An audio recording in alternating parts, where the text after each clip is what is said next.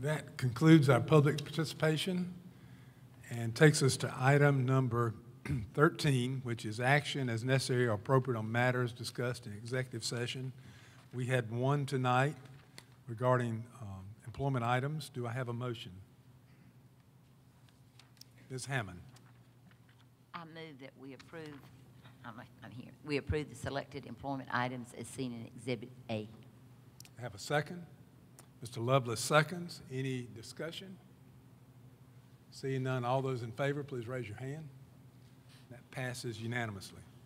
That brings us to item number 14, which is second and final reading of the 2019-2020 capital budget shown in Exhibit B.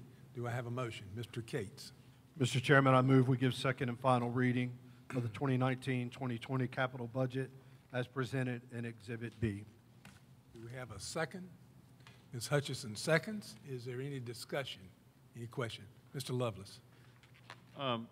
When we looked at this before, I urged the board to look at the time value of money and to look at, instead of a flatline $10 million approach to our capital budget, that we consider the CPI or the inflation index. And I took the time to go back and look at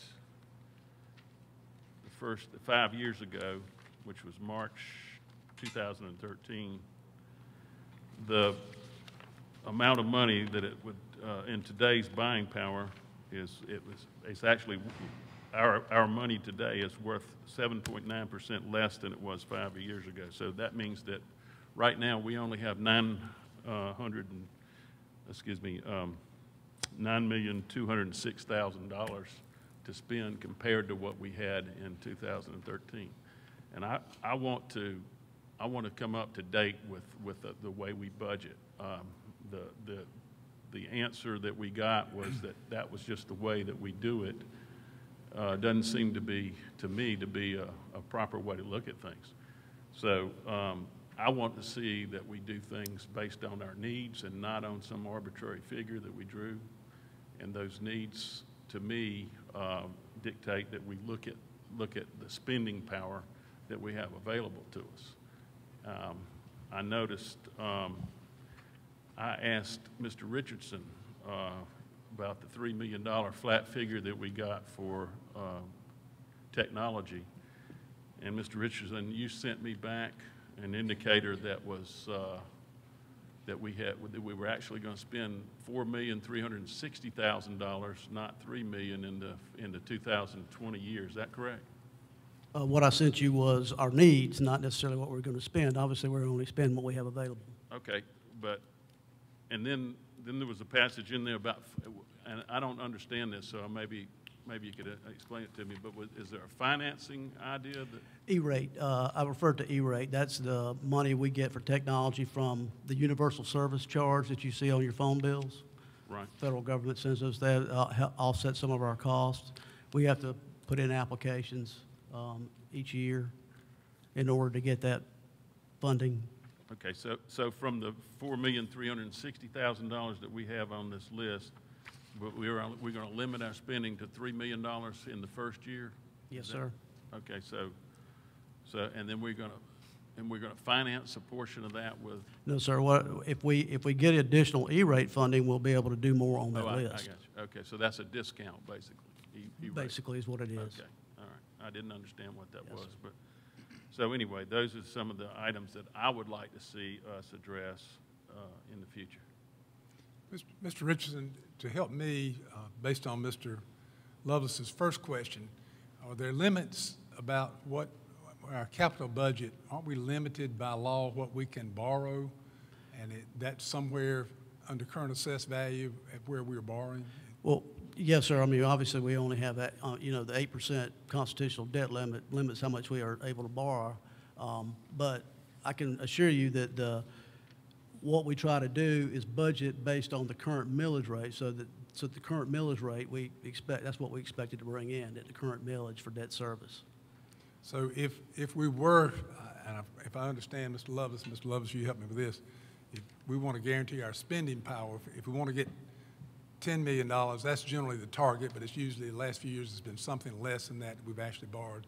If we wanted to get that, we'd actually have to borrow above that, which I don't know that the laws would allow us to do that. Would that be allowed? We could raise millage, yes, sir, if that's what you're asking. We Right. could, but that's not what we set out to do. We set out to maintain the same millage rate. So really, part of what's going on is an eroding base from the millage. Well, I Partially. don't know if it's an eroding base necessarily, but, you know, as some of the debt that we currently have is paid back, it may limit how much we actually have available to us through this annual capital budget on an annual basis. And one last question, and I know you got to follow up. We're also borrowing against assessed value in the counties of Richland and Lexington for School District 5.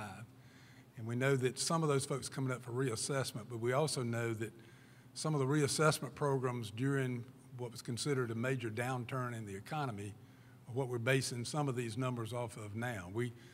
Normally in a reassessment program, values are considered they will go up, but we didn't see that necessarily in the last cycle for Lexington or Richland. Did you see that in your office, that we didn't quite have the? Actually, in Richland County was where we had the biggest issue. Apparently, they had to adjust their assessments. I think it was maybe 2 years ago they went through reassessment, so we actually saw our assessments drop. So which will give us less borrowing power there. That's correct. Mr. Lovelace, you want to follow up to that? I think you're- As Mr. that- Chairman, Mr. Lovelace, is this a follow-up to this question? I thought it was. Is it not, Mr. Lovelace, or? In a way, I mean, if, Mr. Cates, you'll allow, but we're in a pretty good strength. Go ahead, Mr. okay, Lovelace. so anyway, as I remember, we could borrow 8% money, the max we could borrow was somewhere around $31,600,000, right? Actually, plus the 10 million that we use for the capital is what we would have available on an annual basis if we weren't doing this. So it'd be closer to 40 million. Like I said, closer to $40 million. Okay, so we're gonna spend, we've already agreed to borrow $30 million to fund the school on Amex Ferry. Correct. Okay, so that leaves us $11,600,000. I mean, if you take, If your numbers are correct, yes. oh, okay, it leaves you $10 million. If you could borrow $40 million, and we've agreed to issue bonds for $30 million, that gives us $10 million left. Right. Okay, so we're going to use up all the borrowing power that we have. We paid these off annually, so it's short-term debt. Okay, short-term debt, but I mean, that, what I'm getting at is it's, in the beginning of the year, you may have a cash flow problem. In the end of the year, you'll have enough to pay the borrow it, correct? Because that's when you get your funds. Is that not right? We get the funds when we sell the bonds, so this cash flow won't be an issue with capital. Okay, so, but are we going to be close to maxing out our 8% that we could borrow against? When we borrow, if we borrow for the new elementary school, yes, we will be. We'll still have that $10 million annually that we would keep. Right. But yes, to answer your question, we would max out our 8% debt. Okay, that's what I want to know. Mr. Cates, thank you for your patience. Mr. Richardson, I want to be clear. The $10 million is not an arbitrary number. It's maybe it sounds, but is that the amount that we can borrow annually without impacting millage? So there's no millage impact at the $10 million a year. That's correct. And that $10 million is paid back when? It's paid back on an annual On basis. that- So every year we have $10 million without impacting millage. Yes, that's correct. And then, Mr. Richardson, if we borrow against our 8%, as was suggested, I don't know that that's been decided. That has been the suggestion that we will borrow against the 8%. That will actually come back as it's paid off. Yes, so sir. that we really will never be totally without borrowing capacity except for a short period in that first year.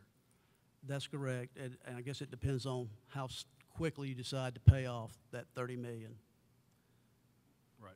if you did it over 5 years, you know, in theory, you'd get about 20% of that back. Right, a fifth of it back Right. each year. Thank you. Ms. Hammond? To understand, the 10 million is pretty much what, if I understood from the last meeting, that we historically each year, that's kind of what you budget to have for HV or any kind of needed improvements in a school. Right. Correct. And so in all the different years, you've never had to use more than that? We could always use more than that. Now, I'm saying, though, that's what you budget, because as you've said, we have many more needs than we have dollars. I mean, you said, and we kind of rotate, and we have to have priorities set, principles set, and I know you have your process of doing it. So I guess one of my concerns is historically, if the 10 million has pretty much been what we spend, but it doesn't meet all the needs. Oh, no, ma'am, it does not meet all our needs. You know, I do think, as good stewards of taxpayer money, I do get concerned about using it all up. You know, even though, as Mr. Gates says, it comes back. I mean, as you pay it down. But if I remember right about our conversations in the past, depending on how you set up those payments, if we pay more each time, it's a lot. It'll save us money in the long run. Correct? Yes. And we'll get it back in our pocket. Okay. But how do you account for the inflation? You know, has that not been say like in real money, if it's 10 million and yet it has less value, as Mr.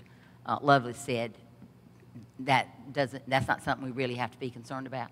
Well, yes, we do, but we account for the inflation, hopefully, in the budgets that we're providing to you. I mean, that's You've why already done that's that. why we I got update them on an annual basis. So it doesn't go. It doesn't go up. I guess in my mind it would have gone up as we took in inflation. We hope that the amount that we have available to us goes up in future years. Thank you. Mr. Lovelace? One other issue I wanted to bring up, and maybe this is out of order, but item number 15 is a resolution for $10,500,000, whereas item number 14 is the second and final reading for $10 million. So do we get to discuss item number 15 before we vote on 14?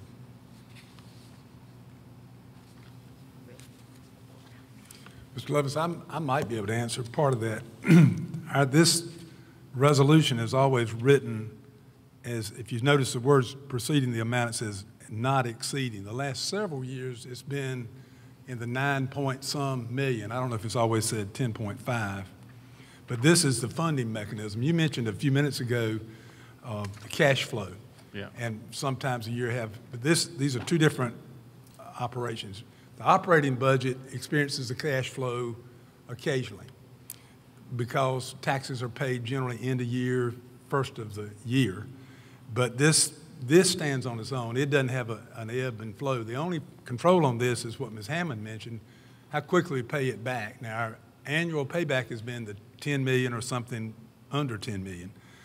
In funding, if we use this funding mechanism or the other $30 million for the new elementary school, then we'll have choices to make how we pay that back, what rate of pay, 3, 5, 7, 10 years for that. Well, I hope that clears that up a little bit. my point was simply this, that if you had $31.6 million and you were going to add $10 million to it, that gives you $41.6 million, okay? And if you're going to spend $30 million on the new school and you're going to spend $10,500,000, if you're going to go against your borrowing power for that, then that only leaves you a little over $1,100,000 for any contingency that would happen after that, because you couldn't borrow any more against your 8% money than that. So that's the point I was trying to make.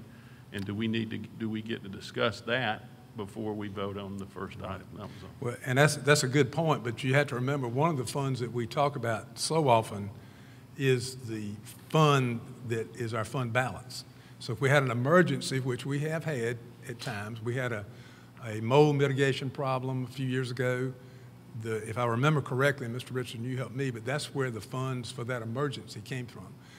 Again, however we choose, if we choose to use that $30 million or less, we hope, to pay for the new elementary school.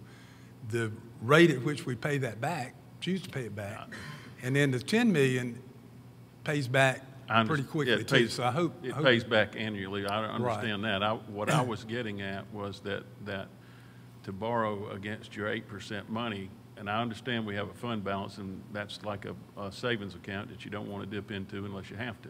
I mean, and that's the place that the cash flow is absorbed because of the differences in pay cycle of the counties paying us back the money that comes in from them. And sometimes, you're at the high end of that, and sometimes you're at the low end of it. I understand that. And I was just wanting to make sure that if we used all our borrowing capacity, or at the very first of this, that we all understood the fact that we were doing that. That's all. That's the only issue I'm trying. And I understand that. I think we're pretty good on that. Yeah. I would say this, to characterize that account as a savings account is probably not the way. I'd equate it more to just like you have employees and you pay them on, or like any business, pays on a certain day. Right. That day, that check, as it goes in the bank, the falsity would think, well, I can save every dollar. Hopefully your employees can do that, but they'd say, all right, every dollar is mine, putting it in the savings account. The reality is there are things to pay out of that, like mortgage and whatever. So that's the big difference. That's more of it's an operating account, and it ebbs Right. and flows. It's a cash flow account, and that's where we don't want to dip into that unless we have to, Right. because we don't An know what our emergency. cash flow, Right, demands might be at any point in time. But anyway, that's all I was trying to get at. Okay. right. Mr. Richardson, I didn't mean to steal your thunder. Anything you want to add to? You did a great job. No, I didn't, I promise you. I did one of these one night and forgot the interest component of it. Any other, I know where we are in this. We're in discussion. We talked a little bit about this resolution, but we've had, any questions that anybody has? Mr. Carlin's here. Mr. Richardson, of course, is here. And we've had second and final motions. I have a clarification. Clarification, Ms. Hammond. Tell me, I don't think I'm wrong. Was it the last meeting, though, that the board did vote to use the full 8% capacity for the new school? That's already voted on. No, We did not vote on that.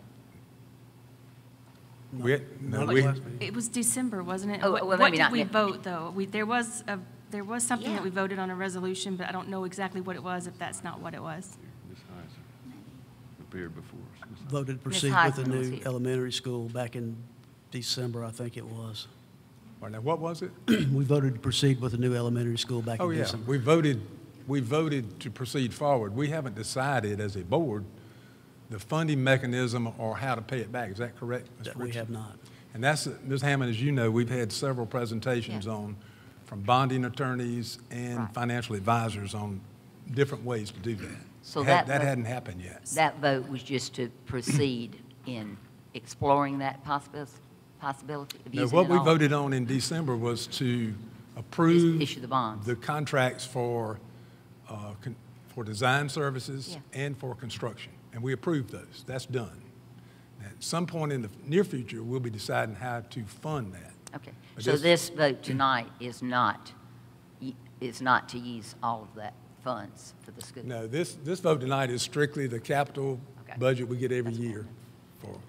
Mr. Chairman, Mr. Cates? I think the confusion is we have board members addressing two agenda items at the same time. I believe the item before us is the $10 million, second reading of the $10 million of the capital budget. And I think that's where we're gotten off the rail just a little bit in that we've combined two of our agenda items. You're correct, Mr. Cates, and we're going to stay on track. I promise you, that wasn't a good idea, I don't think.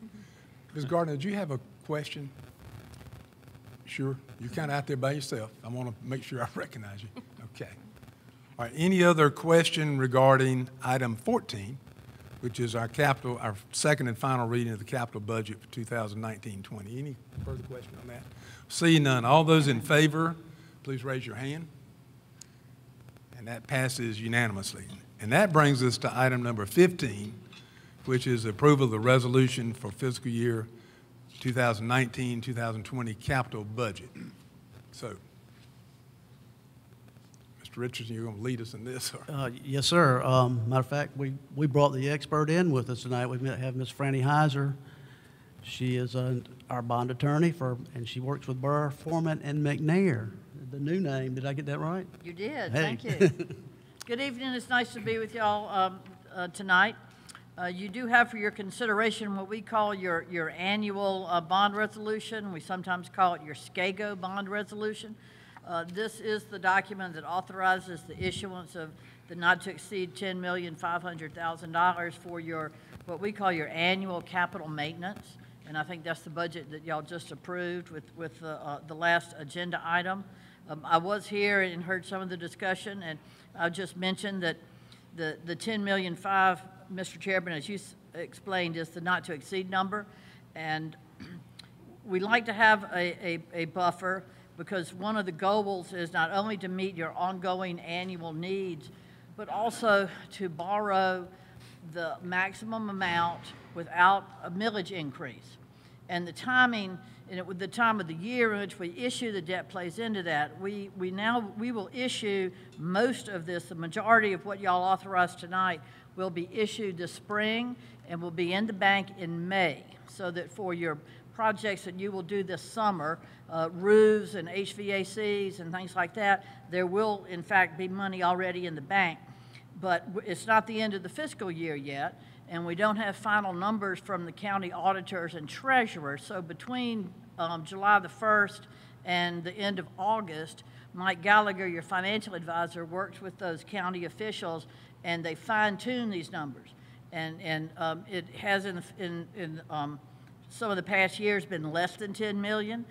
If we could get $10,200,000, and that's y'all's wish, that has sort of been those have been the marching instructions thus far to maximize the borrowing, but keeping your millage at a level millage. Say, anyone have any questions of Ms. Heiser on the bond resolution?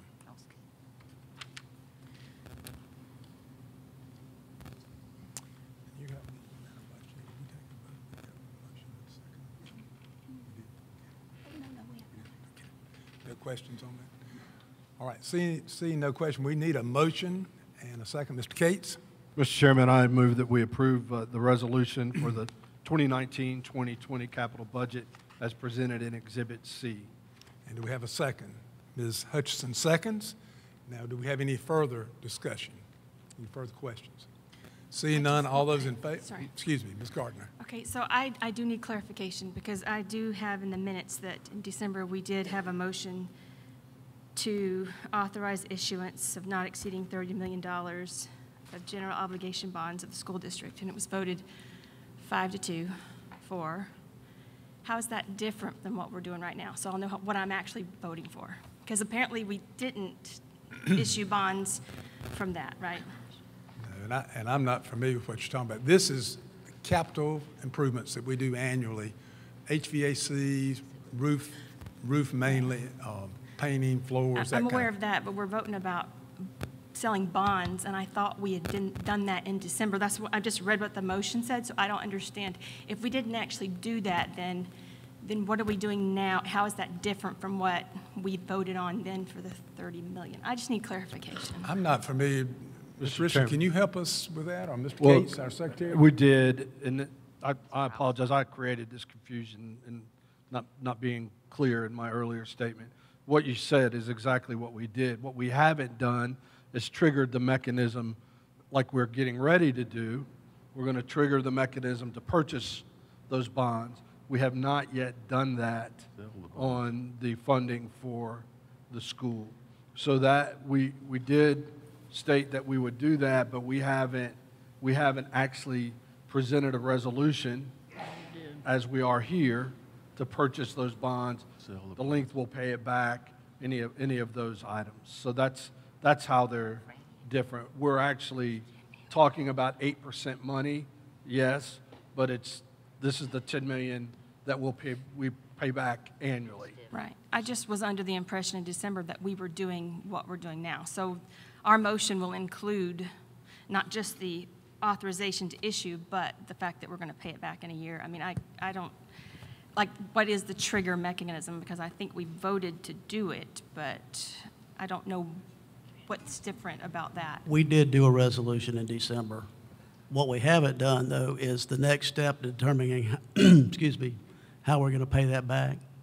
We haven't done, I guess. And I'll be glad I think, to answer your question.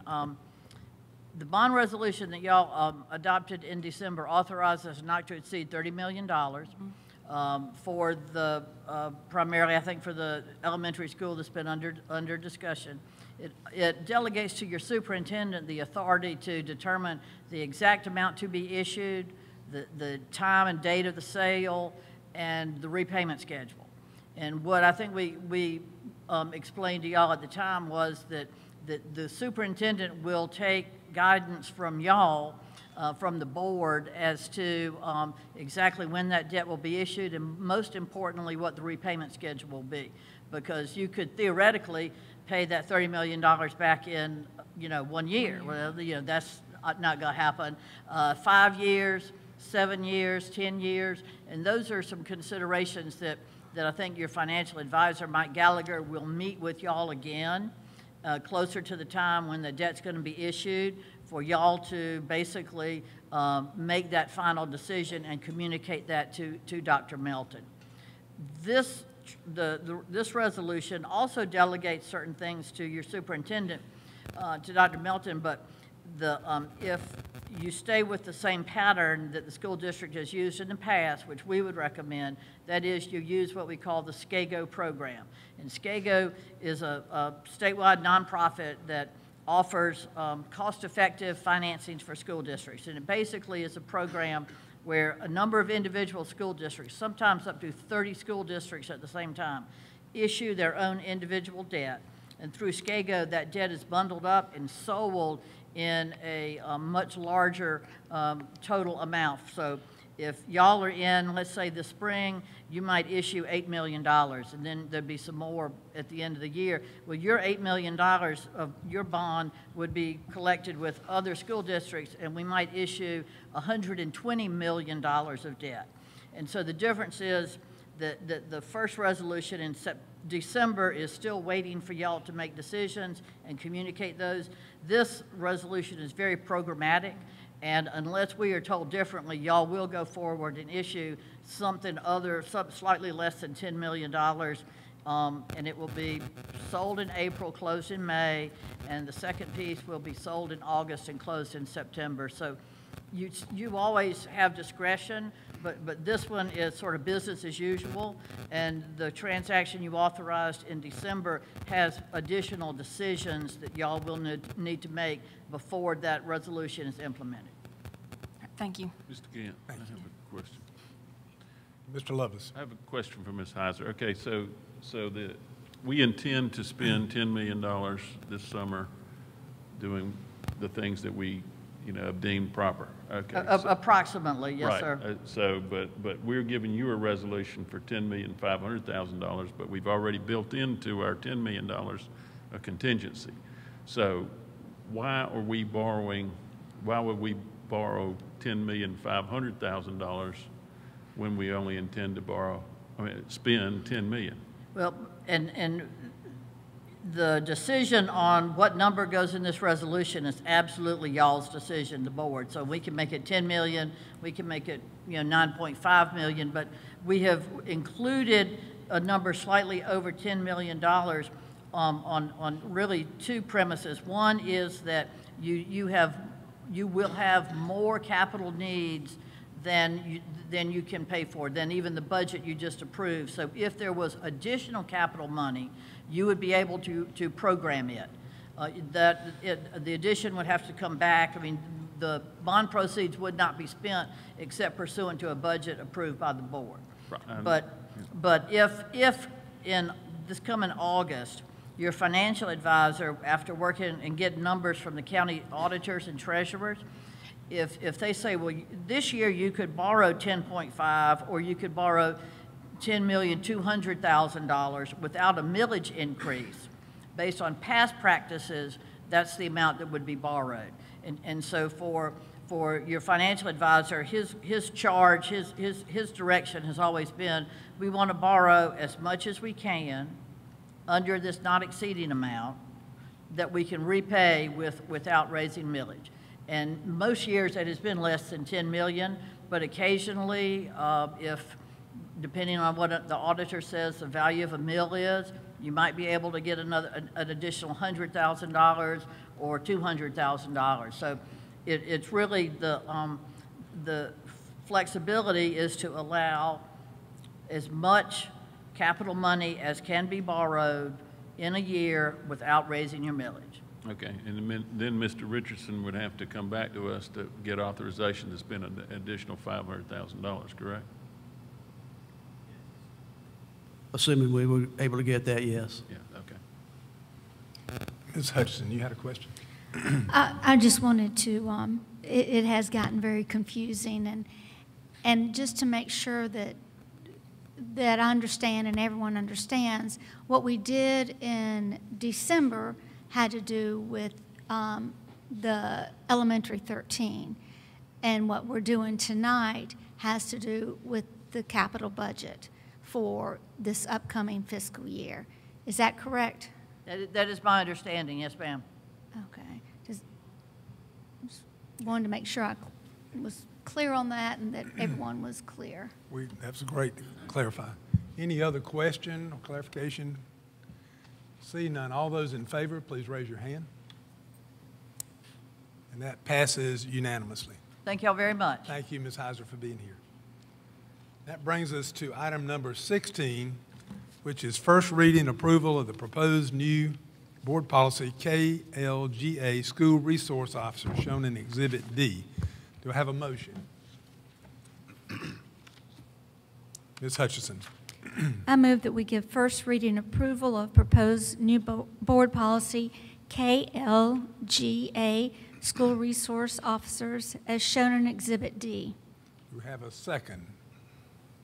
Mr. Cates seconds. And now we're open for discussion. Any discussion, questions? See none. Mr. Cates. Mr. Cates. Dr. Harris, can you, there was some conversation in our last meeting about the duties of the SRO, and I just want to make sure I'm clear. The policy follows the guidance of the law and our letters agreement with both Lexington and Richland County, in that our resource officers won't get involved in administrative correction. Let me add a little bit of a loss how to describe that. But if a student has their phone out, if a student's tardy, if a student is not following instruction, if they're not in the right place at the right time, we don't expect, nor would we want an SRO to intervene in those situations. And that's basically what our policy is stating. You're absolutely correct, Mr. Cates. One of the lines that really stands out on this new and recommended policy is that school resource officers are obviously law enforcement certified, but they're not school disciplinarians. And so when it talks about school discipline, as you would find in our student behavior code, the code of conduct, that's specific to what our school administrators would mete out in terms of disciplinary sanction for students. So you gave pretty good examples. If it's a cell phone, if it's a class cut or a classroom disruption of something of that sort, that is something that our school administrators would handle as it relates to the code of conduct, and that would not be a referral to a school resource officer.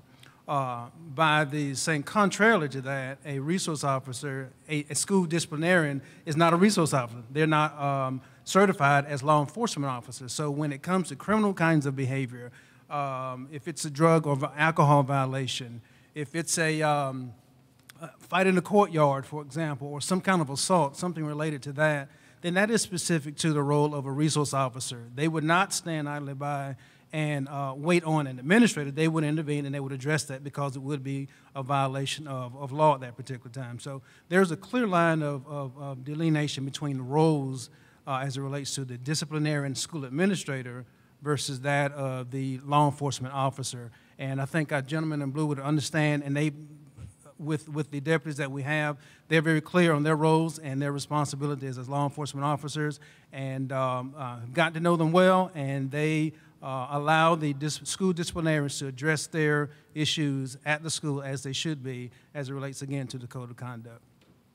And I appreciate the hard work that goes in to the code of conduct. Years ago, I had the opportunity to serve on that committee long before I was elected to the board, and the thoroughness of that. And I just want to say thank you to our school resource officers.